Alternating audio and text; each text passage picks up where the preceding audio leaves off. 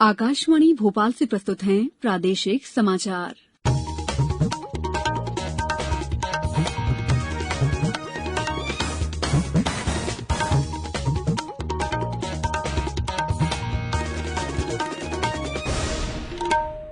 नमस्कार, समाचारों के साथ मैं दीपा सिंह। पहले मुख्य समाचार। केंद्रीय स्वास्थ्य मंत्री डॉक्टर हर्षवर्धन ने जताई उम्मीद, नए साल की शुरुआत में देश में उपलब्ध होगी कोविड-19 की वैक्सीन। कोरोना से बचाव के लिए प्रधानमंत्री द्वारा शुरू किए गए जन आंदोलन का असर। जबलपुर, इंदौर, ग्वालियर सहित छोटे शहरों और गांवों में भी लोग बरतने लगे हैं एहतियात। 28 विधानसभा सीटों पर नामांकन की प्रक्रिया जारी। आज भी कई प्रत्याशियों ने दाखिल किए पर्चे। प्रदेश में अगले 3 वर्षों में शुरू होंगे 10,000 सर्व सुविधायुक्त स्कूल।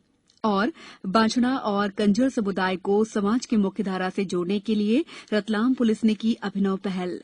अब समाचार विस्तार से। केंद्रीय स्वास्थ्य और परिवार कल्याण मंत्री डॉक्टर हर्षवर्धन ने उम्मीद जताई है कि अगले वर्ष की शुरुआत में देश में कोरोना की वैक्सीन उपलब्ध हो जाएगी। आज कोविड-19 से संबंधित मंत्रियों के समूह की 21वीं उच्च स्तरीय बैठक के बाद डॉक्टर हर्षवर्धन ने कहा है कि देश भर में इसके वितरण की योजना पर भी काम शुरू हो गया है। वैक्सीन के संदर्भ में भी हम देख रहे हैं कि इस समय जबकि दुनिया में लगभग 200 वैक्सीन कैंडिडेट्स काम कर रहे हैं, इन 200 वैक्सीन कैंडिडेट्स में लगभग 151 कैंडिडेट्स प्री क्लिनिकल फेज में है, प्री क्लिनिकल ट्रायल्स के फेज में है। लगभग 40-42 के करीब ये क्लिनिकल ट्रायल्स के फेज में है।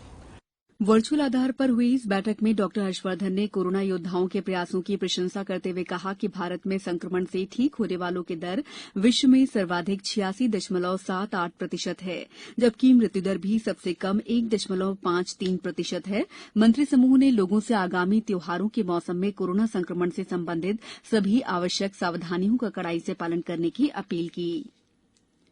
प्रधानमंत्री नरेंद्र मोदी द्वारा कोविड-19 से बचाव के लिए शुरू किए गए जन आंदोलन को राज्य भर में भरपूर समर्थन मिल रहा है। बड़े शहरों से लेकर गांव तक में एहतियात बरतने लगे हैं। इसी के तहत जबलपुर में मिशन मास्क जबलपुर जीतेगा कोरोना हारेगा शुरू किया गया। 18 अक्टूबर तक चलाए जाने वाले इस जनजागरण अभियान के अंतर्गत स्वास्थ्य विभाग के मैदानी अमले और स्वयंसेवी सामाजिक संगठन के सदस्यों द्वारा घर घर जाकर नागरिकों से मास्क लगाने का आग्रह किया जा रहा है। वहीं फील्ड आउटरीच ब्यूरो द्वारा कल जबलपुर में चलित प्रदर्शनी निकाली गई। इंदौर में क्षेत्रीय लोक संपर्क ब्यूरो ने शहर के मूसाखेड़ी, आजाद नगर, नूरानी नगर, लालबाग, जुनी इंदौर सहित अन्य क्षेत्रों में चलित प्रदर्शनी के माध्यम से कोरोना के संदर्भ में जागरूकता की अलख जगाई। मंडला में मुख्य चिकित्सा और स्वास्थ्य अधिकारी ने जागरूकता प्रचार अभियान का शुभारंभ किया।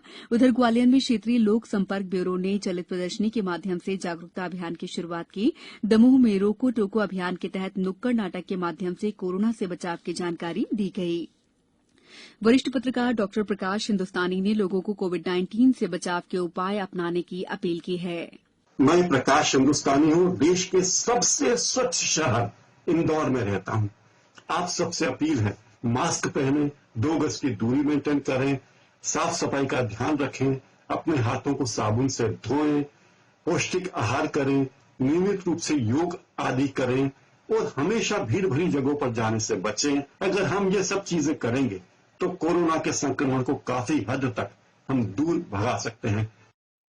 प्रदेश में अब तक 1,32,000 से ज्यादा लोग संक्रमण मुक्त हो चुके हैं। वहीं सक्रिय प्रकरणों की संख्या भी 15,000 से नीचे पहुंच गई है। राजधानी भोपाल में आज 213 नए मरीज मिले हैं। वहीं 211 मरीजों के स्वस्थ होने पर उन्हें विभिन्न अस्पतालों से छुट्टी दी गई। खंडवा में 5 लोगों की रिपोर्ट पॉजिटिव आई है। वहीं 10 मरीजों के संक्रमण मुक्त होने पर उन्हें डिस्चार्ज किया गया। शहडोल में 17 नए मरीज मिले हैं। यहां कलेक्टर ने मास्क नहीं लगाने वालों के खिलाफ कार्रवाई के निर्देश दिए हैं। अशोकनगर में 6 और छिंदवाड़ा में 13 नए प्रकरण सामने आए हैं।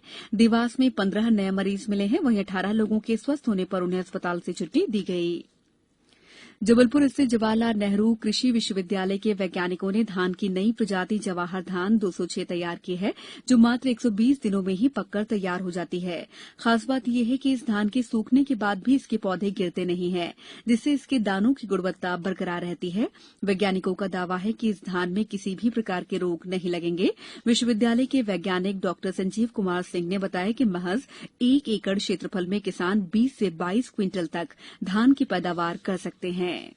हम लोगों ने इसको खास ध्यान रखा नई वैरायटी को निकालने में। इनके तने को इतना मजबूत बना दिया जाए कि जो दाने का जो वजन हो उसको सहने की क्षमता हो, जिससे कि अगर बालियां या दाने गिरेंगे नहीं, जब पौधे नहीं गिरेंगे तो दाने की जो क्वालिटी है वो बरकरार रहेगी। इस वैरायटी को 2018 में रिलीज किया गया था।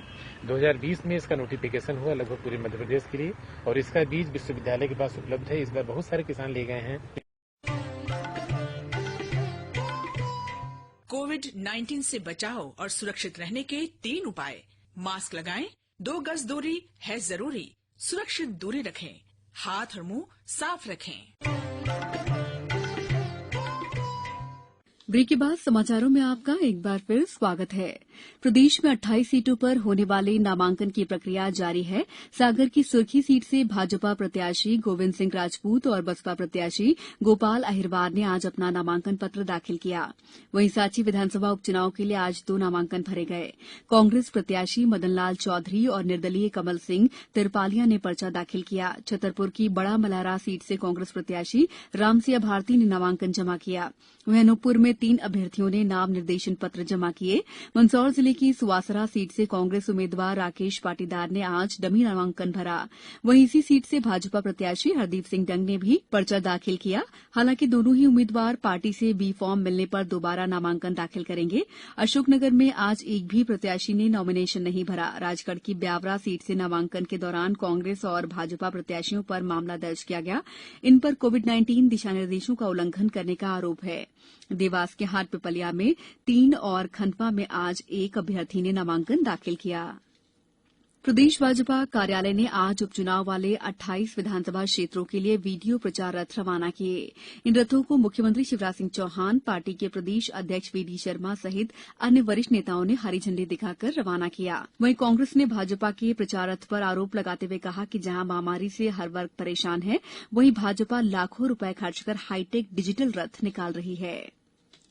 मुख्यमंत्री शिवराज सिंह चौहान ने आज गैर उपचुनाव वाले जिलों में आदिम जाति कल्याण विभाग और स्कूल शिक्षा विभाग के 497 करोड़ 70 लाख रुपए की लागत से नवनिर्मित 145 शैक्षिक भवनों का वर्चुअल लोकार्पण किया। इस दौरान नई शिक्षा नीति का जिक्र करते हुए श्री चौहान ने कहा कि इसके तहत बच्चों को व्यावसायिक शिक्षा 6वीं से ही दी जाएगी।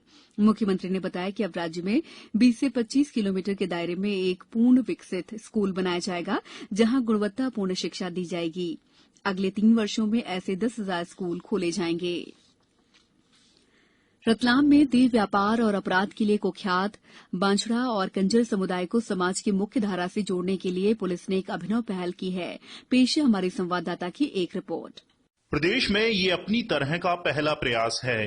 रतलाम एसपी गौरव तिवारी ने बताया कि निजी कंपनियों में इन समुदायों के युवक युवतियों को निःशुल्क प्रशिक्षण और रोजगार दिलाने की शुरुआत की है। पुलिस भर्ती में भी इन्हें अवसर दिलाने के प्रयास किए जा रहे हैं। तो हम लोगों ने इस चीज को रियलाइज किया कि जो नई पीढ़ी के लोग हैं, ये पुलिस से, प्रशासन से डर के जो भाग रहे हैं ना, ये कहीं ना कहीं हम लोगों के लिए एक चिंता का विषय है कि आने वाले टाइम पर ये फिर अपराधी का ही स्वरूप लेंगे। इनको समाज की मुख्य धारा से जोड़ना और इनको अपराध से मुक्त कराना, ये मेन सफलता होगी हम लोगों की। फिर इस पे हम लोगों ने वर्क करना स्टार्ट किया, इनके समाज के लोगों से बात किया हम लोगों ने। इसके लिए हम लोगों ने कई सारे कैंप लगाए। बाछड़ा और कंजर समुदाय के लोगों को समाज की मुख्य धारा से जोड़ने के लिए बाकायदा विशेषज्ञों के अध्ययन के आधार पर रिपोर्ट बनाई गई है। रिपोर्ट में इन्हें अपराध के दलदल से निकालने के लिए शिक्षा और रोजगार पर बल देने के लिए कहा गया है। ये प्रयास रंग दिखाने लगे हैं और अब तक विभिन्न कंपनियों में पहले चरण में 50 बांछड़ा और कंजर समुदाय के 50 युवकों को नौकरियां मिल गई हैं। बांछड़ा समाज के अध्यक्ष राकेश चौहान ने पुलिस के इन प्रयासों की सराहना की है।